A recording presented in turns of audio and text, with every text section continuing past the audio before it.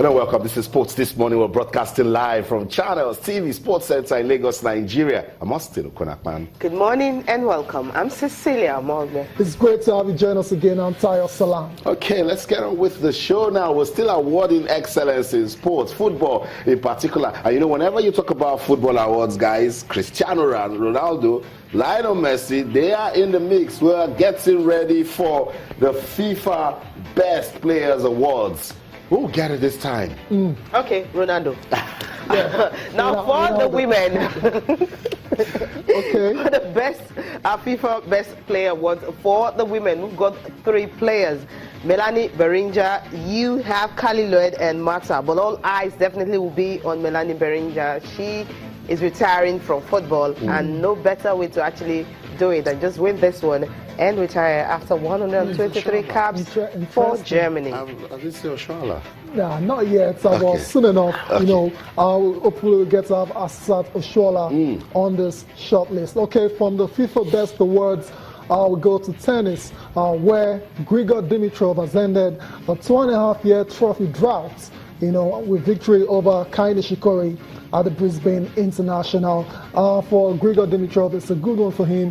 2.5 years is a long time to wait to win a trophy. So congratulations to Grigor Dimitrov. That's right. Congratulations. As one of those guys we're expecting to create an upset, see if he can crash into not even the top 4, the top 6 of world tennis. And doing it against Kai Nishikori, another promising player, goes to show that, Dimitrov is tired of having the tag of an underdog.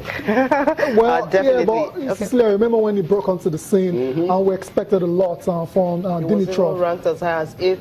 Exactly. But something happened. It went down to 40th in the world. But right now he's rising. He's now 17th in the world. But I think the game was really, really competitive. The first set, 6-2, ended in favor of him. But second set, Ken Nishikori tried to come back, but then he won it. Then the third set, somehow, I think what Dimitrov had in mind was that 2.5 years, it's been a long time and I haven't won a title. Okay, this time I will obviously want to try it, and that's why I had to break back and ensure that it got it. But the thing is, you know, I think Kai Nishikori right now, he has actually withdrawn from it. Tournaments coming up now because of a hip injury. I think maybe that injury also, because he had to take time out to actually, you know, get treated on court and everything and coming back, but it just couldn't get it. And Ditra, wow. Yeah, I mean, for Dimitrov, good win for him. The last time he won a trophy was in 2014. That was at the Queens. So it's a long time ago. It's good to see him, you know, it's in form just at the right time ahead of Australian Open. That's that's the focus for a lot of these players now. The Australian Open, still on the 16th. So still about a weekend from now, but then when you're able to get a bit of momentum going into a major tournament like that, then it can only be good for you. That's right. And because we're talking about him now, and we're counting down to the Australian Open, and look at his route to the final before even beating Kai. Exactly. Yes. You know, when you go through that sort of test, and then you beat a promising Kai Nishikori, and then you go on to play at least one more competition before the Australian Open, you can beat your chest and say, let's go to Melbourne and compete. Exactly. So perfect tune-up for Grigor Dimitrov. Okay, let's move on from Dimitrov now to this guy.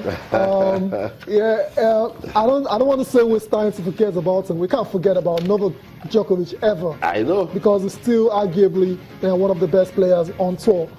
But over the weekend, like we said on Friday, Cecilia, Novak Djokovic took on Andy Murray in the final of the Qatar Open, and as expected, he was very competitive. Tayo, I've followed this match, Cecilia, and they've used all sort of adjectives. It's thrilling, it's grueling, it's an epic match. These guys are becoming rivals every day, you know. And for Djokovic beating the world #1, he says that's a dream start to 2017. That's all he needs. What more can you ask for? That's all he needs. He doesn't care if he's still world #2, but he has beaten the world #1 player, and he loves winning in Melbourne. Good enough motivation for him. Awesome victory for Novak Djokovic. And Cecilia, the first set, he took it 6-3.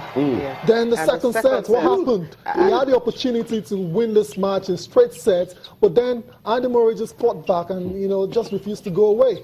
And if you check in his semi-final, he struggled against Fernando Verdasco. He was still trying to get get into that game. So the first set was kind of easy for him. We saw the usual Novak Djokovic, but somehow the second set, I think Andy Murray actually woke up and said, okay, I think I need to take this and continue that winning run it's been having to 29. But that just wasn't to be, because Djokovic had a better way of actually, taking out Andy Murray when he's at his very best. And here, he was actually at his very best. And that was what happened, 6-3, 7-5, and 6-1. At the end of the day, it's no longer Andy Murray's winning streak. Has been come to an end. 28, 5 tournament winning streak. Incredible stuff. I mean, timely reminder that, okay, I might not be world number one again, but I still remain, the best. That's how you do when you beat the world number one, then you can easily claim that you're the best. And then he goes back home, and then his wife whispers to him, you're not so far from this guy. Win again. Exactly. And again. Exactly. And then you're back as world number one. And we know Novak. There's just something about Novak and resilience. That's what I use